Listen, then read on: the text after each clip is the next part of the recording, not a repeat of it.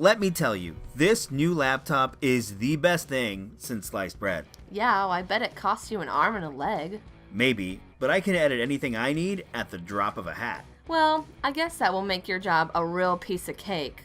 What are we doing here? Well, I don't know. Your guess is as good as mine. Don't add insult to injury. What do all of those statements have in common?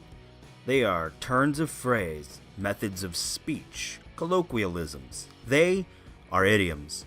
No, not an idiot. Idiom. Well, what's that, you say? An idiom is a phrase that has a meaning that doesn't necessarily make sense on its own. It requires context, and at some point may have literally meant what it said, where others are simply metaphors.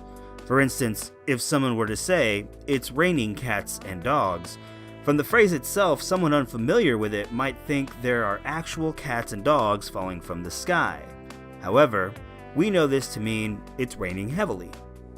While it's not clear when we started using idioms, one thing is clear. Somewhere down the line, saying exactly what you meant just wasn't good enough anymore. In the early 1800s, grocers and taverns would allow customers to buy things on account, meaning they didn't have to pay immediately. The grocer or bartender would record how much they owed on a slate. On payday, or whenever they received their salaries, the customers would pay their debts to the grocer or tavern, and their slate would be wiped clean, effectively giving them a clean slate. As we said earlier, many idioms started as phrases that were literal.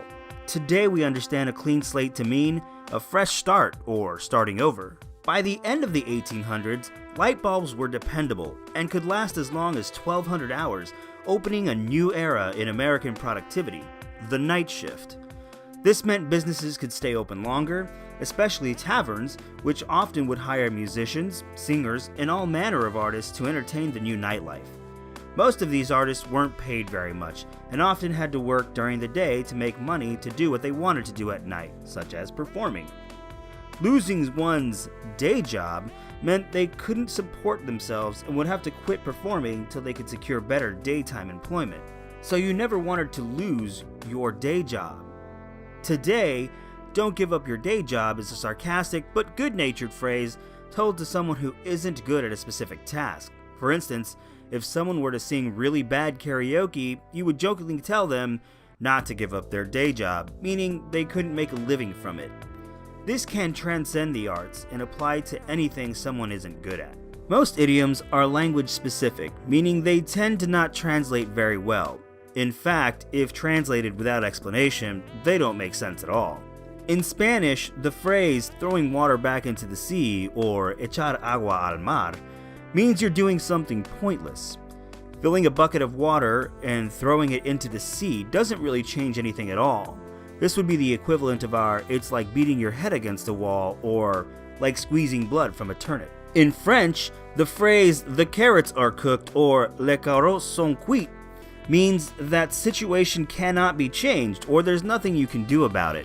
It's similar to our "there's no use crying over spilled milk." In Portuguese, the phrase "he who doesn't have a dog hunts with a cat" or "quem não tem cão caça com gato," it means that you work with what you have or will do what you must with whatever you have. It's similar to our "make do," but much more colorfully. Just about every language has its own idioms, and it's easy to see why. Idioms add depth. They add color, and often describe in a way that regular or literal language just can't paint for us. While we're on the topic, did you know there are two kinds of idioms? There are fixed idioms and mobile idioms. A fixed idiom is an idiom where the order of the words or specific words help us determine if we should take it literally or figuratively. For instance, "the squeaky wheel gets the grease," sometimes "the squeaky wheel gets the oil," lets us know we mean the loudest or biggest problem will get our attention. However, if we said "grease or oil the squeaky wheel," we take it that there is a literal wheel that needs to be greased or oiled. The meaning is changed due to the order or use of the words in the phrase. A mobile idiom is an idiom that maintains its meaning even if the word order or specific words change, like "every cloud has a silver lining," which we know to mean you should be optimistic or see the good in everything. If we change the words to say "there's a silver lining to every cloud," it still maintains its message and we understand it's still a metaphor. While not all idioms translate well to other languages, each language seemingly bears similar idioms. Every language looks for a way to transcend its literal meanings to add that ingredient that makes language so beautiful. But idioms aren't just clever ways of saying what you mean. They're actually important.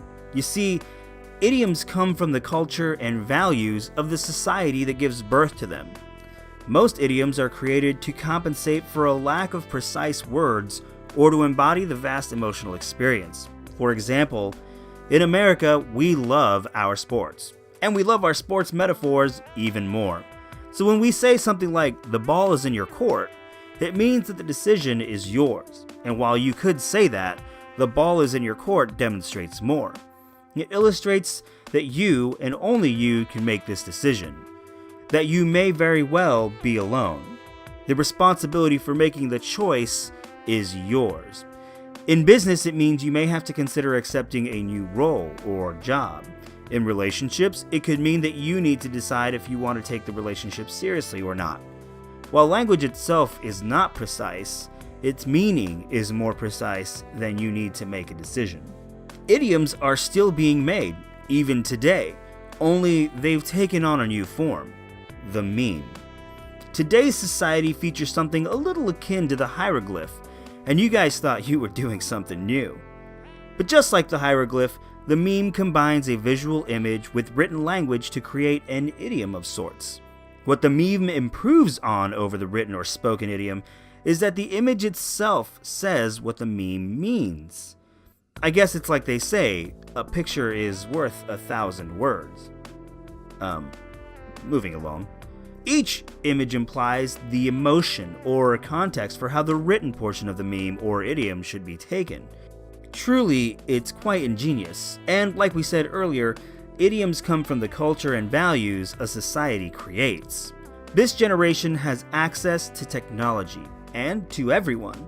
With the click of a button, you can be seen by someone 2,000 miles away. That's something no previous generations have had. Additionally, memes have found a way to transcend the translation barrier, and every language knows what the meme means, even without knowing what the written portion says. So whether you use an idiom or a meme, the important thing is we're communicating. We're finding ways to bridge the gap between what we feel and say and what we mean. There are so many ways to say what you mean, but every once in a while we find a phrase that sums it up nicely. See, they're everywhere. In fact, Wikipedia estimates that there are around 25,000 idioms in use in American English today. I'm pretty sure there's more than that. It may not make it easy for newcomers to understand what we mean, but it looks like we're already finding ways to get around that. Well, those are my thoughts. Take them with a grain of salt. Wait, my show's name is an idiom? What the? Thanks for watching. What's your favorite idiom? Let me know down in the comments section. While you're at it, make sure you give me a like. If you haven't subscribed to my channel yet, go ahead and click here. And if you're curious about other shows, here's a couple others that you can look at. Also, don't forget to hit me up on your favorite social media. The links are in the description.